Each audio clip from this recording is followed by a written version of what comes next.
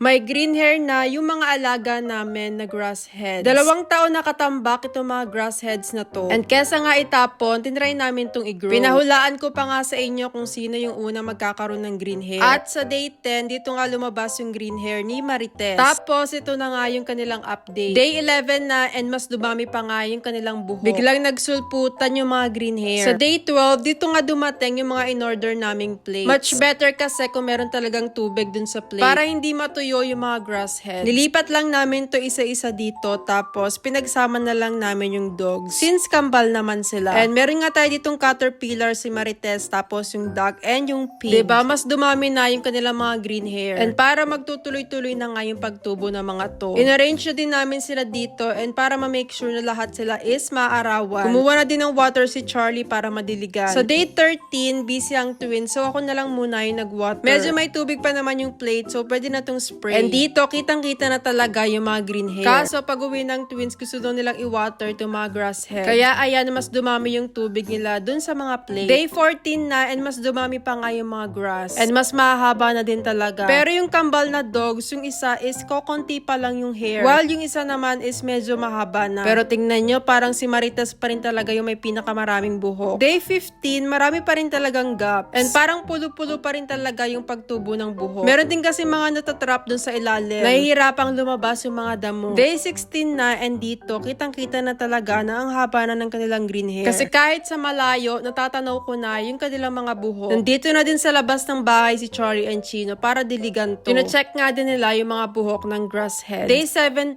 na, at kitang-kita na yung pagka-green ng kanilang buhok. Ang haba na ng hair ng mga grass heads. Parang mas kumonti din yung mga pokna. Pero mukhang healthy pa rin naman yung hair. Day 18 na, at ito iwa-water ulit namin. Paiba-iba na naman yung weather dito sa UK. So, minsan malamig, minsan okay na. Siguro pati itong mga grass head nalilito na din. Kaya din siguro medyo mabagal yung pagtubo ng kanilang mga buhok. Before kasi naalala ko parang 2 weeks pa lang ang haba na ng hair. Siguro mga June, July, dun maganda magpatubo ng grass heads. Para mas warm na yung weather and hindi na masyadong pabago-bago. Anyway, ito at winater ko na ulit para din ma-refill na yung water dun sa kanilang plate. And then sa day 19, ito na nga pagkagising ng twins, sila naman yung nag-water. Kung mapapansin nyo, yung mga grass heads is parang meron na silang molds. Nakikita nyo ba yung parang mga bilog-bilog doon sa kanilang balat? Medyo inaamag na yung mga grass heads. Dahil nga siguro sa weather, tapos syempre, nakababad sila sa tubig. Pero finally nga is lahat sila healthy na yung mga buhok. Ito na din kasi yung kanilang day 20. Diba? Kitang-kita nyo na yung mga buhok except dun sa isa sa kambal na dog. Hindi ko alam kung bakit ang bagal-bagal tumubo ng kanyang mga buhok. Parang si Charlie and Chino lang yung isa sa kambal, mas makapal yung hair. Diniligan na muna nila to bago ko ibalik dun sa side. At dito, ang dalawang bata, ayan, nag-aaway pa nga. Gustong-gusto kasi nila itong wina-water, nag-aaway pa nga kung sino yung magdidilig. Diba? Parang nga sobrahan naman sa sipag tong dalawang to. Alam nyo ba, last time, indoors lang kami nag-grow ng grass heads. So, this year, sabi ko, try naman namin dito sa garden. Para naman hindi kami laging nasa loob lang ng bahay. And in fairness, parang successful naman. And siguro, mga ilang days pa, pwede na natin silang bigyan ng haircuts.